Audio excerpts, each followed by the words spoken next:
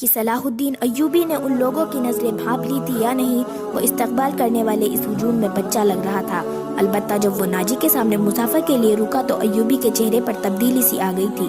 وہ ناجی سے ہاتھ ملانا چاہتا تھا، لیکن ناجی جو اس کے باپ کی عمر کا تھا سب سے پہلے درباری خوش آمدیدوں کی طرح جھکا، پھر ایوبی سے لپٹ گیا اور ایوبی کو باہوں میں لے لیا۔ ایوبی کی پیشانی چوم کر کہا، میرے خون کا آخری قطرہ بھی تمہاری جان کی حفاظت کے لیے بہے گا۔ تم میری جنگی اور شرکوں کی امانت ہو، میری جان عظمت اسلام سے زیادہ قیمتی نہیں۔ صلاح الدین ایوبی نے ناجی کا ہاتھ چوم کر کہا، محترم، اپنے خون کا ایک ایک قطرہ سنبھال کر رکھیے، صلیبی سیاہ گھٹاؤ کی طرح چھائے ہوئے ہیں۔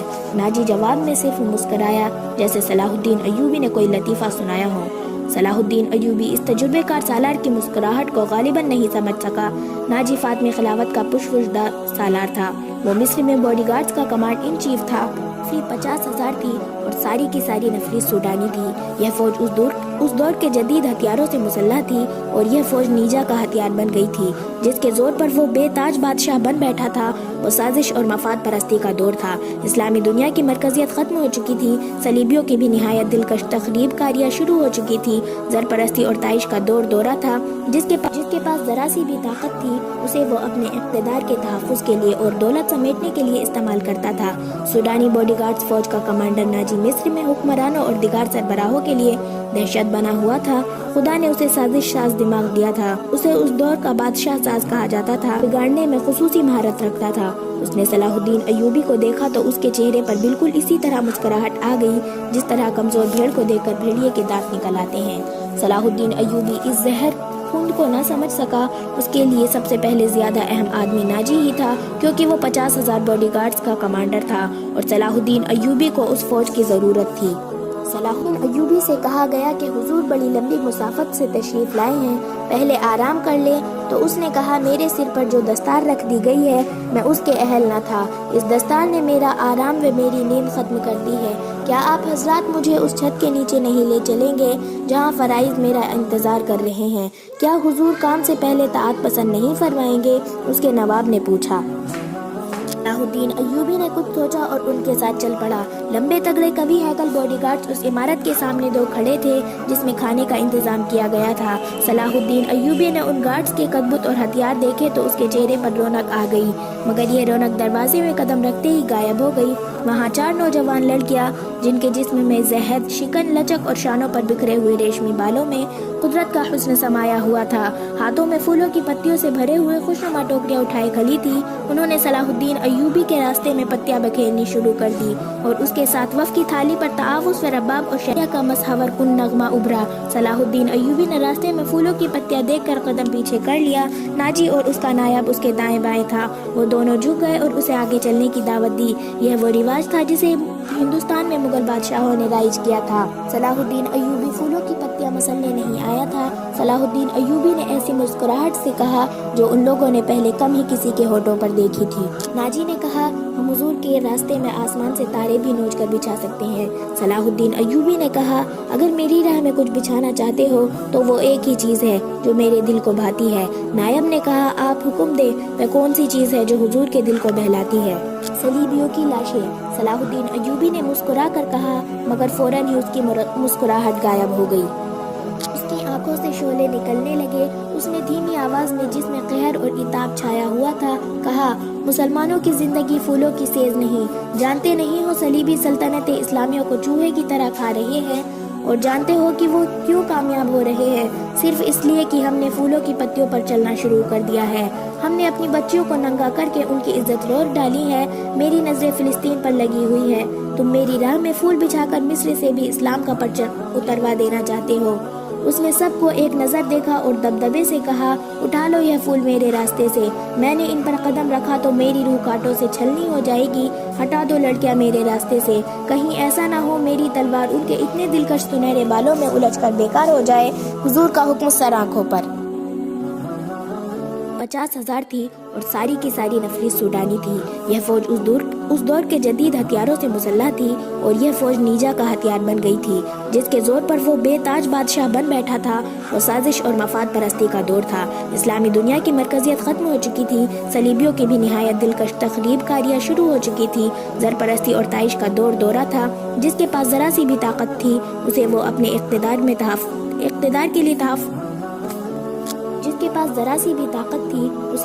इक़्तिदार के तहफ़्फ़ुज़ के लिए और दौलत समेटने के लिए इस्तेमाल करता था। सूडानी बॉडीगार्ड्स फौज का कमांडर नाजी मिस्र में हुक्मरानों और दिगार सरबराहों के लिए दहशत बना हुआ था। खुदा ने उसे साजिश साज दिमाग दिया था। उसे उस दौर का बादशाह साज कहा जाता था।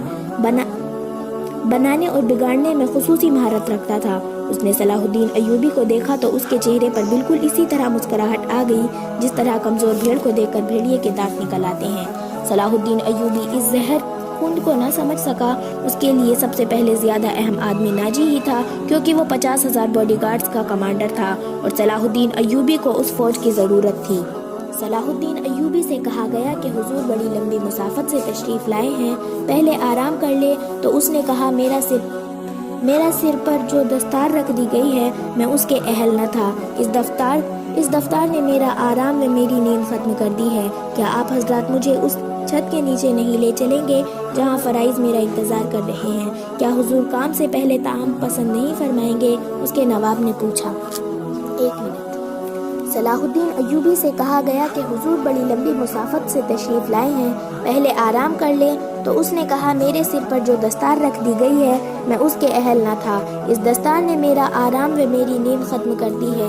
क्या आप हजरात मुझे उस छत के नीचे नहीं ले चलेंगे जहाँ फराइज मेरा इंतजार कर रहे हैं? क्या हुजूर काम से पहले ताअत पसंद नहीं फरमाएंगे? उसके नवाब ने पूछा। सलाहुद्दीन अय्यूबी ने कुछ सोचा और उनके साथ चल पड़ा। लंबे तगड़े कवि हैकल बॉडीगार्ड्स उस इमारत के सामने 2 खड़े थे जिसमें खाने का इंतजाम किया गया था। सलाहुद्दीन अय्यूबी ने उन गार्ड्स के कदबुत और हथियार देखे तो उसके चेहरे पर रौनक आ गई, मगर ये रौनक दरवाजे में कदम रखते ही गायब हो गई। वहाँ 4 नौजवान लड़कियाँ जिनके जिस्म में जहद, शिकन, लचक और शानों पर बिखरे हुए रेशमी बालों में कुदरत का हुस्न समाया हुआ था, हाथों में फूलों की पत्तियों से भरे हुए खुशनुमा टोकरियाँ उठाए खड़ी थी। उन्होंने सलाहुद्दीन अय्यूबी के रास्ते में पत्तियां बखेरनी शुरू कर दी और उसके साथ वफ की थाली पर ताउस व रबाब और शहनाइया का मसहवर कुन नगमा उभरा। सलाहुद्दीन अय्यूबी ने रास्ते में फूलों की पत्तियां देखकर कदम पीछे कर लिया। नाजी और उसका नायब उसके दाएं बाएं था। वो दोनों झुक गए और उसे आगे चलने की दावत दी। यह वो रिवाज था जिसे हिंदुस्तान में मुगल बादशाहों ने राइज किया था। सलाहुद्दीन अय्यूबी फूलों की पत्तियां मसलने नहीं आया था। सलाहुद्दीन अय्यूबी ने ऐसी मुस्कुराहट से कहा जो उन लोगों ने पहले कम ही किसी के होठों पर देखी थी।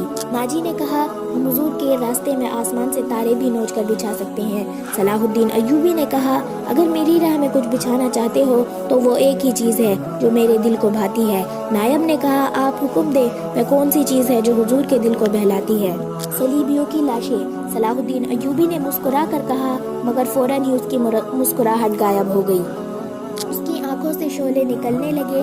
उसने धीमी आवाज में, जिसमें कहर और इताब छाया हुआ था, कहा, मुसलमानों की जिंदगी फूलों की सेज नहीं। जानते नहीं हो सलीबी सल्तनतें इस्लामियों को चूहे की तरह खा रहे हैं, और जानते हो कि वो क्यों कामयाब हो रहे हैं? सिर्फ इसलिए कि हमने फूलों की पत्तियों पर चलना शुरू कर दिया है। हमने अपनी बच्चियों को नंगा करके उनकी इज्जत रोक डाली है। मेरी नजरें फिलिस्तीन पर लगी हुई है। तुम मेरी राह में फूल बिछाकर मिस्र से भी इस्लाम का परचम उतरवा देना चाहते हो। उसने सबको एक नजर देखा और दबदबे से कहा, उठा लो यह फूल मेरे रास्ते से। मैंने इन पर कदम रखा तो मेरी रूह कांटों से छलनी हो जाएगी। हटा दो लड़कियां मेरे रास्ते से। कहीं ऐसा ना हो मेरी तलवार उनके इतने दिलकश सुनहरे बालों में उलझकर बेकार हो जाए। हुजूर का हुक्म सर आंखों पर। मुझे हुजूर ने कहा। सलाहुद्दीन अय्यूबी ने बोलने वाले को यूं डांट दिया जैसे तलवार से किसी काफिर की गर्दन काट दी हो। उसने कहा, हुजूर वो थे जिनका तुम कलमा पढ़ते हो और जिनका मैं गुलाम हूँ। मेरी जान फिदा हो उस हुजूर अकरम सल्लल्लाहु अलैहि वसल्लम पर जिनके मुक़द्दस पैगाम को मैंने सीने पर खोद रखा है। मैं यही पैगाम लेकर मिस्र में आया हूँ। सलीबी मुझसे ये पैगाम छीनकर बहरे रूम में डुबो देना चाहते हैं, शराब में गर्क कर देना चाहते हैं। मैं बादशाह बनकर नहीं आया, لڑکیاں کسی کے اشارے پر پھول کی پتیاں سمیٹ کر وہاں سے ہٹ گئی تھی۔ صلاح الدین ایوبی تیزی سے دروازے کے اندر چلا گیا۔ ایک وسیع کمرہ تھا، اس میں ایک لمبی میز رکھی ہوئی تھی جس پر رنگ برنگے پھول بکھرے ہوئے تھے اور ان کے درمیان روسٹ کیے ہوئے بکروں کے بڑے بڑے سالم مرغ اور جانے کیسے کیسے کھانے سجے ہوئے تھے۔ صلاح الدین ایوبی رک گیا اور اپنے نائب سے پوچھا، کیا مصر کا ہر ایک بادشاہ اسی قسم کا کھانا کھاتا ہے؟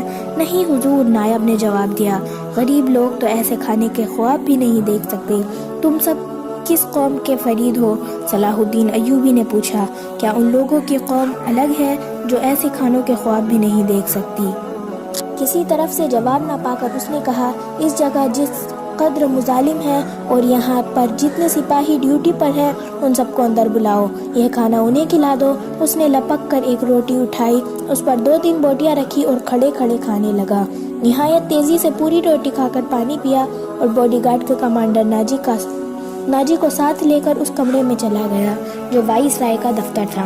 2 گھنٹے بعد ناجی باہر نکلا، دوڑ کر اپنے گھوڑے پر سوار ہوا، ایڑ لگائی اور نظروں سے اوجھل ہو گیا۔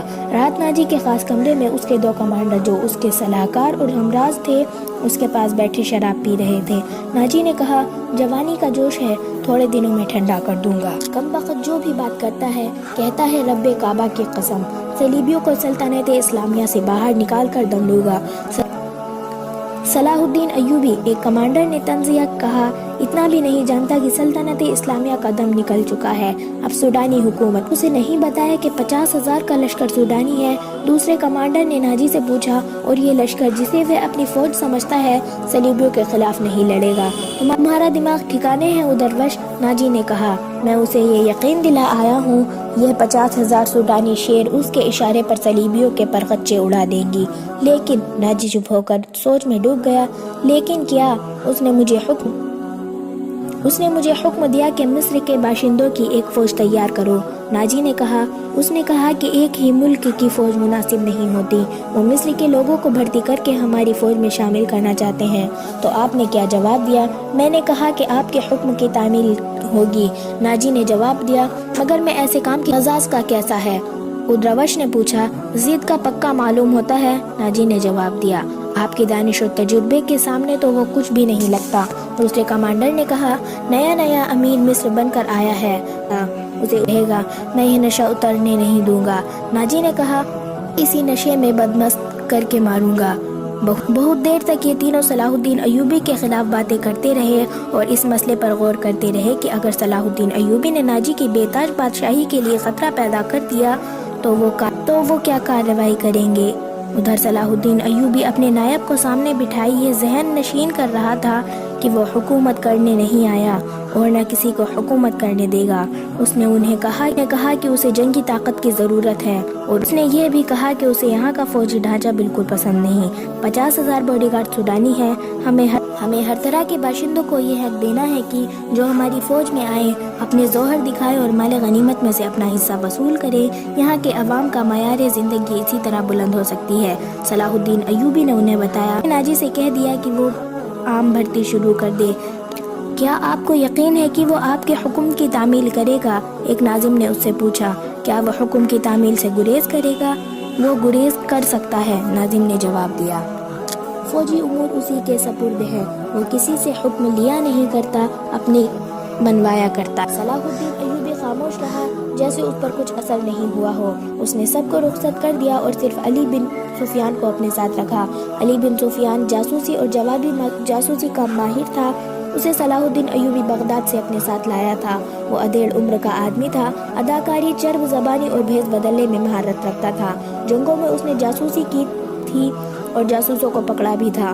اس کا اپنا گروہ تھا جو آسمان سے تارے بھی توڑ کر لاتا تھا۔ صلاح الدین ایوبی کو جاسوسی کی اہمیت سے واقفیت تھی۔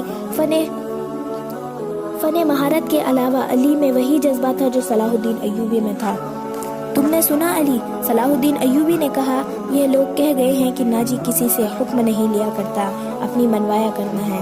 علی نے جواب دیا، ہاں میں نے سن لیا ہے۔ اگر میں چہرے پہچانے میں غلطی نہیں کرتا تو میری رائے میں باڈی گارڈز کا یہ کمانڈر جس کا نام ناجی ہے ناپاک ذہنیت کا انسان ہے۔ اس کے متعلق میں پہلے سے بھی کچھ جانتا ہوں۔ یہ فوج جو ہمارے خزانے سے تنخواہ لیتی ہے دراصل ناجی کی ذاتی فوج ہے۔ اس نے حکومتی حلقے میں ایسی سازشیں کی ہے جنہوں نے انتظامی ڈھانچے کو بے حد کمزور کر دیا ہے۔ آپ کا یہ فیصلہ بالکل بجا ہے۔ فوج میں یہاں کے ہر خطے کے سپاہی ہونے چاہیے۔ میں آپ کو تفصیلی معلومات فراہم۔ مجھے شک ہے کہ سوڈانی فوج ناجی کی وفادار ہے، ہماری نہیں۔ آپ کو اس فوج کی ترتیب اور تنظیم بدلنی پڑے گی یا ناجی کو سبق دوش کرنا پڑے گا۔ میں اپنی صفوں میں ہی اپنے دشمن پیدا نہیں کرنا چاہتا، صلاح الدین ایوبی نے کہا۔ ناجی گھر کا بھیدی ہے، اسے سبق دوش کر کے اپنا دشمن بنا لینا دانشمندی نہیں۔ ہماری تلوار غیروں کے لیے ہے، اپنوں کا خون بہانے کے لیے نہیں۔ میں ناجی کی ذہنیت کو پیار اور محبت میں بدل سکتا ہوں۔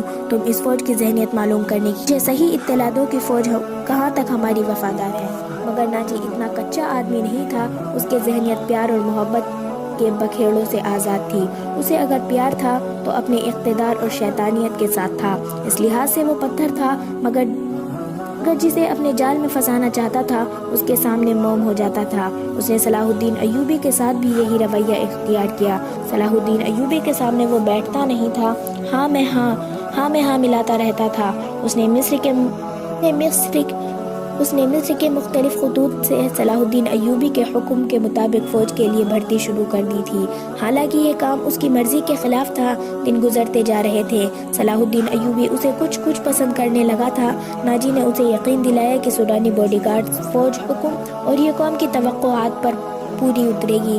ناجی صلاح الدین ایوبی کو 2-3 مرتبہ کہہ چکا تھا کہ وہ باڈی گارڈز کی طرف سے اسے دعوت دینا چاہتا ہے اور فوج اعزاز میں جشن منانے کے لیے بےتاب ہے، لیکن صلاح الدین ایوبی مصروفیت کی وجہ سے یہ دعوت قبول نہیں کر سکا تھا۔